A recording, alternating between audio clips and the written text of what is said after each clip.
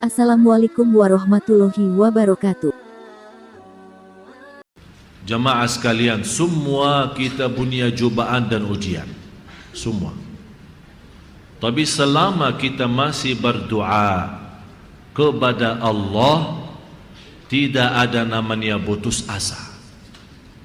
Dan Allah punya cara biar tertunda doa kita diijabah, tapi Allah masih senang mendengar bisikan doa kita, apalagi saat kita berdoa ikhlas. Jadi semuanya ada proses, doa pun ada prosesnya.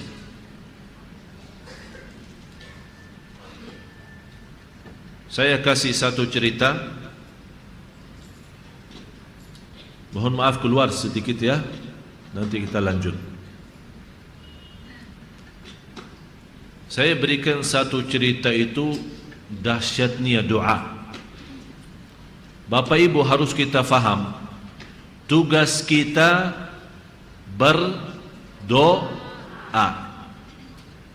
Tugas Allah terima doa.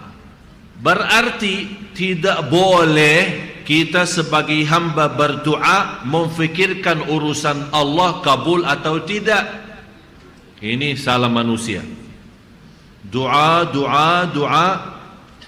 belum diterima sih, berhenti doa. Bukan urusan lo. Soal doa itu Allah. Soal terima atau tidak, ijabah atau tidak, didengar atau tidak, urusannya Allah. Tapi kita wajib memenuhi tugas kita. Allah perintahkan, wa qala rabbukum ud'uni, berdoalah kepadaku, aku akan menerima doamu. Berarti anda sibuk doa itu, jalanin perintah, jangan fikirkan janji. Allah kan sini ada perintah, ada janji kan? Diperintahkan kita berdoa dan Allah janji akan kabulkan. Berarti kita tidak perlu fikirkan janjiannya Allah. Yang perlu kita fikirkan tugas kita yang wajib doa. Kata Amirul Mukminin Umar bin Khattab radhiyallahu an, al-muwaffaq, yang dapat taufik dari Allah, man akthara minad du'a, yang dapat taufiknya Allah yang terus tidak pernah berhenti berdoa. Itu yang dapat taufik. Dia tidak fikir Allah terima atau tidak. Inilah ceritanya. Ada seorang dokter terkenal dari India. Saya mohon Bapak Ibu perhatian cerita ini, karena cerita ini bukan buatan saya, tapi peristiwa yang sungguh-sungguh terjadi. Dokter itu namanya Ishan, seorang profesor dokter ahli medis yang terkenal di dunia. Ditugaskan ada satu pertemuan antara negara. Banyak dokter dari internasional, dari luar negeri datang ke India, dan ditugaskan oleh negara, tugaskan Dr. Ishan menjadi ketua acara itu, memimpin acara itu.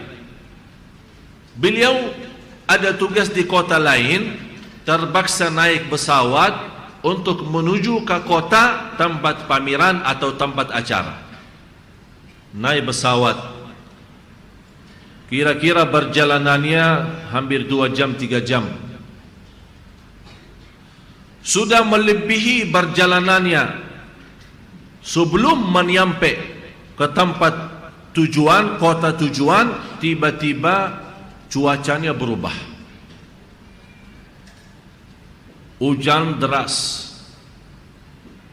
Sampai ada informasi pesawat tidak mampu melanjut perjalanan. Malah ada tiba-tiba kerusakan bagian sayap. Terpaksa landing, turun di satu kota. Marah Profesor Dr. Ishan, kenapa kami turun di sini? Saya seorang profesor yang terkenal, ditunggu-tunggu banyak orang, dan saya sebagai ketua yang memimpin acara. Marah sama informasi. Dia bertanya, bagaimana lanjutannya? Tunggu 16 jam mengganti pesawat. Marah dokternya. Kata informasi di bandara, daripada marah-marah, kota tujuan dokter sudah dekat, tinggal sewa mobil, kira lebih 3 atau 4 jam sampai, daripada nunggu pesawat 16 jam. Ya, udahlah betul. Bawa mobil, berjalan. Dalam perjalanan cuacanya bagus, bersih, tak ada masalah, tak ada hujan, tak ada apa-apa. Tiba-tiba kun fayakun jadi hujan. Yang jam siang terang jadi malam, gelap. Sampai dia tidak tahu, tambah sadar, terarah dari jalan tol keluar, malah mencari jalan alternatif, malah tersesat dalam perjalanan. Akhirnya dia merasa salah jalan, tidak tahu kemana, tidak ada tujuan. Dia melihat sebuah rumah kecil di pinggir jalan, dia berhenti. Begitu datang dekati rumah, melihat pintunya agak terbuka sedikit. Dia tok pintu, Assalamualaikum, minta izin masuk. Ternyata di dalam rumah itu ada seorang nenek sudah tua. Kata seorang, silahkan, pasti engkau orang berjalanan jauh, musafir, dan kami biasa memuliakan orang musafir, artinya berjalanan jauh. Silahkan, mohon maaf saya tidak bisa layani, saya seorang ibu tua dan sakit. Silahkan minum, ada makanan minuman di atas meja. Lapar dokternya, makan dan minum. Habis dia lagi makan, tertarik perhatiannya ibu sedang salat, dan habis salat berdoa kepada Allah. Setiap berdoa ternyata ada anak kecil di sampingnya. Setiap dia berdoa sebentar, dia gerakkan anak itu, terus doa lagi, gerakkan anak itu, doa lagi, sampai berkali-kali. Habis doanya, Dr. Isyam berkata, maaf ibu, terima kasih atas layanannya, tapi yang menarik perhatian saya, ibu setiap doa belum habis menggerakkan anak itu. Emang anak ini siapa? Kata ibu itu, ini cucu saya, orang tuanya dua-duanya meninggal, dia sedang sakit, tidak bisa bergerak.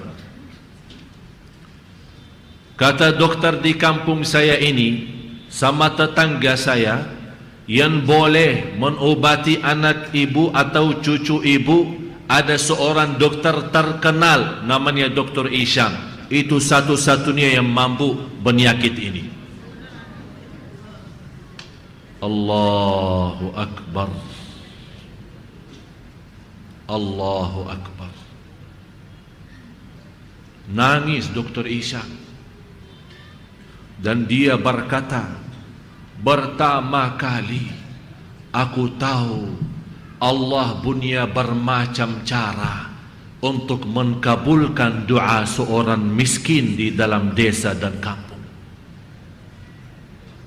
Dia tidak bisa mendatangi dokter atau dia ke sana, tapi Allah yang mendatangkan. Kun fayakun. Ternyata tidak heran dokternya pas pesawat rusak dan terpaksa landing.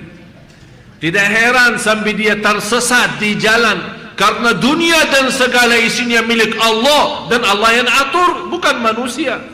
Tidak ada istilah batasan-batasan kota dan negara, semuanya milik Allah dan segala isinya. Dan ibu itu tidak pernah berhenti berdoa, saking yakinnya berdoa. Setiap berdoa sebentar, dia masih berharap anaknya bisa bergerak. Dia goyang-goyang anaknya, terus doa lagi. Itulah hamba yang tidak pernah bosan doa. Dan kata Rasulullah, Allah paling senang al-lahuh. Apa itu al-lahuh? Faham al-lahuh? Coba al-lahuh, yang berbanyak doa. Lahuh artinya yulihu, doa lagi, selesai, belum dijawab ya, doa lagi, biarpun belum dijawab, doa lagi. Tak pernah bosan dari doa. Cukup dia menikmati doa karena komunikasi sama Allah. Itulah buat orang muslim mukmin, cinta Allah, dia merasa cukup bahagia, saya bisa curhat sama Allah, saya bisa bermunajat sama Allah. Soal kabul tidak, itu urusan lain. Yang penting saya mau nikmati, mendekatkan diri saya kepada Allah lewat doa. Bapak Ibu, semuanya punya masalah, jangan putus asa. Anda punya senjata yang kuat adalah doa. Senjata orang mukmin doa. Faham? Jangan hanya doa ikut-ikut amin amin tapi tak faham. Doa sendiri. Apalagi pas lagi di rumah habis salat malam, ya Allah lebih tahu. Angkat tangannya. Dan indahnya doa Bapak Ibu, saat Anda berdoa jangan langsung, ya Allah saya punya masalah, tolong selesaikan masalah. Jangan begitu dong. Kok tolong ada sedikit sopan. Bagaimana maksudnya sopan? Kalau berdoa, puji dulu Allah. Puji Allah. Ya Allah, yang maha mulia, yang maha segala-galanya. Ya Allah, aku akui kebodohan saya, kelemahan saya, kekurangan saya, dosa maksiat saya. Engkau maha mengampun, Engkau maha kasih sayang. Engkau lebih kasih sayang kepada saya daripada ibu kepada saya. Ya Allah, Engkau maha baik, Engkau maha adil. Ya Rahman, Ya Rahim, Ya Hayyu, Ya Qayyum, Ya Awwalu, Ya Akhir, Ya Zahiru, Ya Batin, Ya Zal Jalal wal Ikram, Ya Malikal Mulk, Ya Allah, Ya Allah, Ya Allah. Saking puji dia Allah, kita nangis duluan, belum minta. Kita belum minta. Wallahi jamaah sekalian, demi Allah, nikmat doa itu, nikmat. Kalau kita bisa tahu rahasianya, nikmat. Oleh karena itu sengaja kalau kita perhatiin Al-Fatihah dimulai dengan Alhamdulillahi. Artinya apa? Segala puji bagi Allah.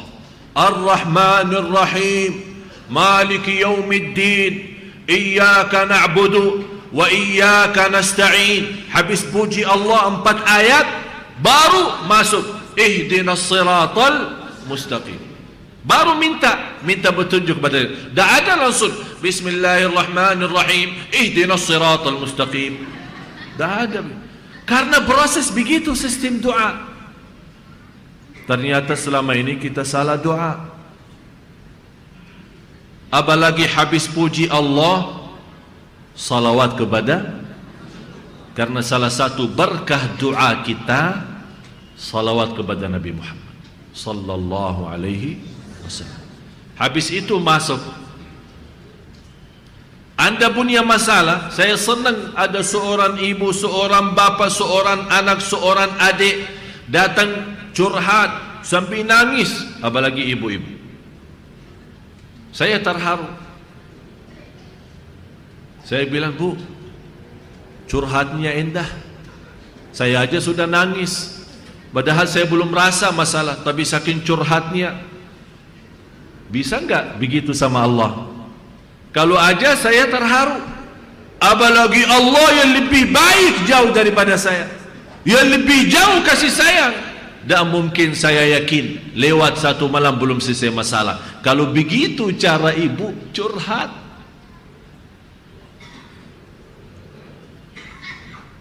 Kenapa kita senang curhat sama orang tapi malu curhat sama Allah?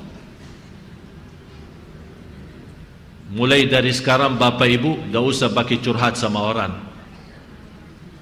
Curhat sama seperti Nabi Yaqub alaihissalam. Begitu dia mendengar berita kehilangan anaknya Nabi Yusuf, qala innama ashku bathi wa huzni ila Allah. Aku melaporkan persoalan saya dan saya curhat hanya saja sama Allah. Dan aku yakin Allah Maha mengetahui segalanya.